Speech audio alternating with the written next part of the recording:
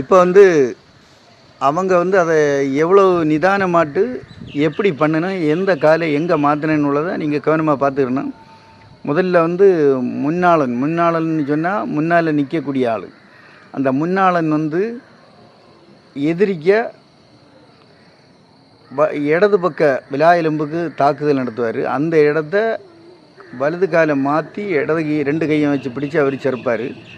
அதுக்கு அடுத்தது அதே போல் ஆப்போசிட் சைடு அவர் பண்ணுவார். அதுக்கு அடுத்தது மீண்டும் இவர் வந்து அவரை தாக்குதல் பண்ணுவார். அவர் அதே போல் செருப்பார். பார்த்துக்கிடுங்க, ஸ்லோவாக பாருங்கள், பார்த்து பயிற்சிகளை பண்ணுங்கள். மேலே பற்றப்படாது. கை பிளாக் பண்ணும்போது கை கொஞ்சம் கொஞ்சமாக விரிஞ்சிருக்கணும். பண்ணுங்கள்.